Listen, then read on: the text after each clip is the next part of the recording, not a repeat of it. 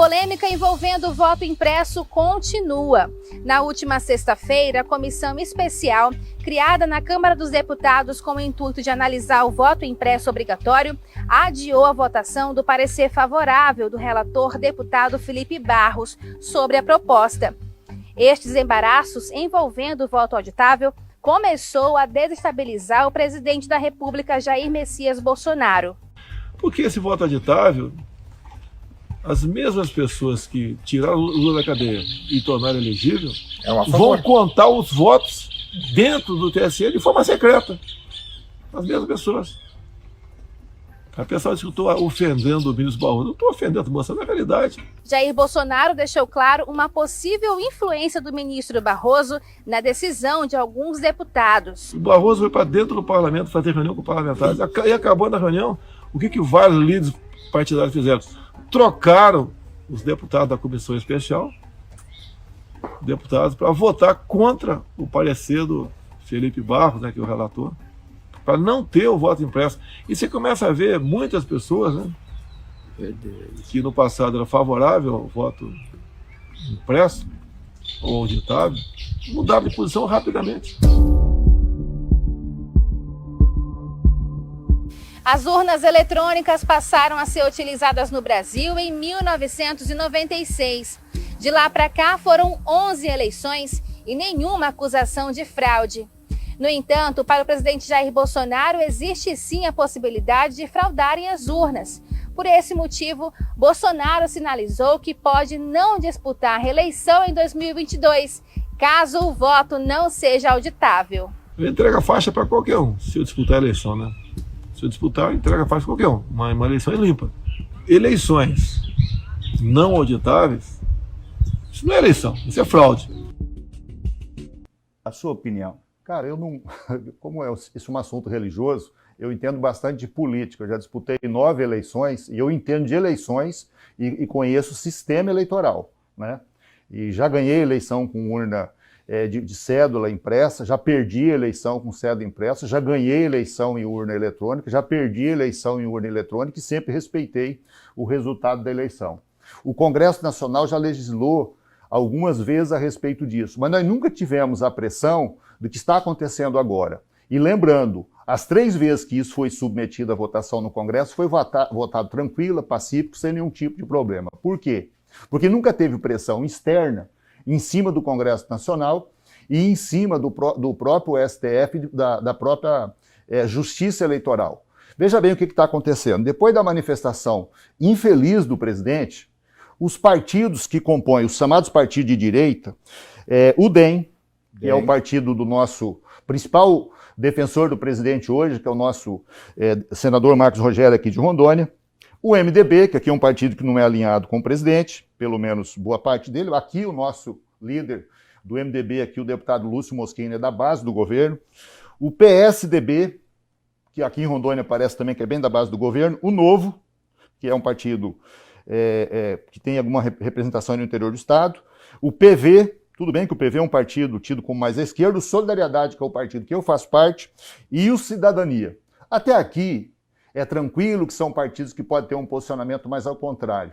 Mas o que o cidadão que está vendo em casa precisa perguntar e entender o que está acontecendo é que o PSL, o partido número 17, o partido que o presidente da República disputou a eleição em 2018, vem a público e fala, olha, nós somos contrários mexer e, inclusive, reprovando a conduta do presidente. Não é o PT que está reprovando a conduta do presidente, não é o PDT, não é o PCdoB, não é o PSB, não é o PCdoB, não são os partidos que são tidos pelo aspecto de esquerda. Quem está fazendo isso aqui, o DEM, em algum momento, você pode dizer que o DEM é um partido pelo menos de centro?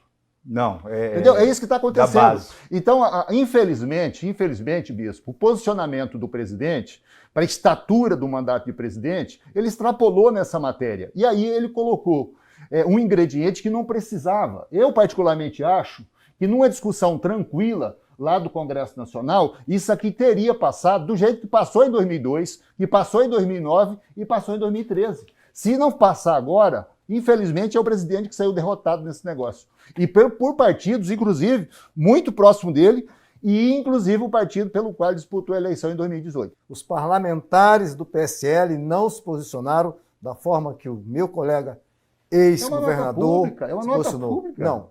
Nota pública da presidência do PSL. A presidência do PSL não me representa e não representa muitos parlamentares. E sou favorável ao Bolsonaro conforme a colocação dele. A dúvida existe. Se há dúvida, qual é o medo de ter o voto auditável? Porra, o voto auditável vai ser para todos, para a esquerda e para a direita. O senhor concorda, deputado, que essa não aprovação ou a possibilidade de não passar seria pelas falas do presidente da República? Ele fala e joga palavras ao vento. Quando há a mínima possibilidade de que alguém... ele imagina que alguém está fazendo alguma coisa contra ele, ele já começa a jogar pedra. O que o senhor me diz? Não. O presidente ele coloca aquilo que ele já viu no Congresso, ficou 28 anos ali na casa. Ele sabe como a coisa funciona. Ele sabe quem fez e quem não fez. Ele sabe, o Bolsonaro sabe tudo, ele tem essa percepção, entendeu? Então eu vejo muito favorável as colocações que ele faz.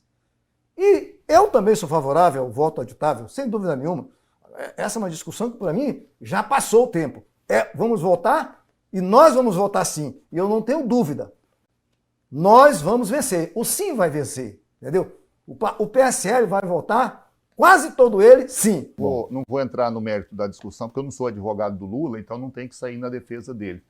Eu teria argumentos bons para discutir essa questão com o deputado Crisóstomo, mas eu não vou fazer isso. Vou me ater aqui na questão da matéria que está sendo discutida, que é a urna eletrônica. O Congresso Nacional, desde quando ele foi criado, quando há uma mudança de comportamento político lá dentro, você troca de pessoas nas comissões. Isso não é a primeira vez que acontece. Agora, quem está em casa tem que entender que quem está fazendo essas mudanças não são os chamados partidos de esquerda, não tem nada a ver com Lula, não tem nada a ver com ninguém. O problema, para não aprovar esse negócio, está dentro da casa do próprio presidente. Isso tem que ser colocado aqui. São os partidos que têm gente, inclusive com o ministério, no governo dele, que fazem parte do governo, e eu não estou aqui fazendo juízo de valor se o governo ser bom ou ser ruim, até porque o objetivo nosso aqui não é esse. O objetivo nosso aqui é discutir se aprova, se não aprova a urna eletrônica, se é bom esse negócio ou se não é.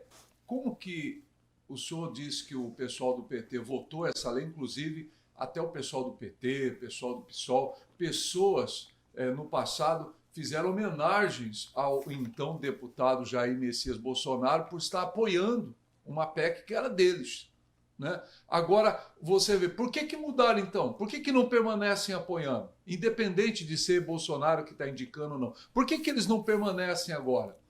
Porque só outrora que eram. Isso que é confuso. Outra, o presidente rompeu com o PSL faz tempo. A hora que ele viu que o presidente do PSL não era um homem de confiança, ele rompeu. Então ele não tem que ter o apoio do PSL mesmo. Ele tem o apoio de quem está com ele e de quem não está com ele, independente de partido. E quem está fazendo a maior pressão hoje é a mídia. Quem está fazendo a maior pressão é a CPI. Quem faz a maior pressão hoje, como fizeram no passado, é o STF. O STF que está tentando achar pelinho ovo, o STF que se intromete no legislativo, que se intromete no executivo, que faz a parte que não é deles, que manda prender, julga, condena e encarcera, passa por cima de prerrogativa, passa por cima de direitos, passa por cima de tudo, e agora está passando por cima do maior direito nosso de saber em quem nós votamos. Por que não voto não auditável? A quem isso faz mal? O que prejudica se uma coisa vai ser um pouco mais reverenciada, se vai ser um pouco mais justo, um pouco mais auditável. O próprio PSDB, em seu relatório final, após as eleições do Aécio Neves, depois que tudo que ele fez levantou o questionamento lá, o próprio PSD, o relatório final não se provou nada, nem contra, nem a favor, porque é impossível fazer uma auditoria na urna eletrônica. Bispo, a política se discute politicamente. É assim que funciona. Então, quando o presidente ele contamina o ambiente político, E eu já afirmei isso no início, e as suas falas, elas confirmam aquilo que eu já disse. Se esse negócio não for aprovado, vai ser uma derrota pessoal do presidente da República e uma derrota desnecessária. Se ele apresentasse o projeto lá, como já tinha sido apresentado 3 vezes antes, e deixasse o Congresso Nacional, pela sua marcha natural, tranquilo, discutir esse negócio, eu tenho certeza que seria aprovado. Mas o presidente, ele, em vez de ajudar a aprovar a matéria, bispo, ele está atrapalhando quando ele atravessa as coisas, porque tudo tem seu tempo. Você querer, assim como o Poder Judiciário não quer que haja interferências externas, inclusive nele, porque ele tem prerrogativa de fazer isso sim, de intervir, tanto no Poder Legislativo quanto no Poder Judiciário, é da natureza do sistema tríplice que nós temos. Isso vem lá de Montesquieu, da Revolução Francesa, isso não é nenhuma novidade, e não é a primeira vez que isso está acontecendo.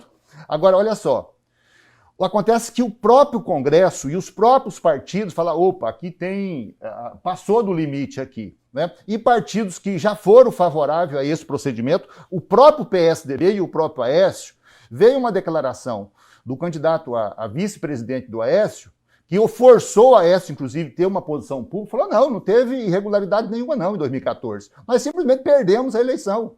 Porque, veja bem, o Aécio, ele não perdeu a eleição no Brasil. O Brasil, ele dividiu, 50% votou nele, 50% votou contra. Agora, ele perdeu a eleição quando ele perdeu a eleição em Minas Gerais.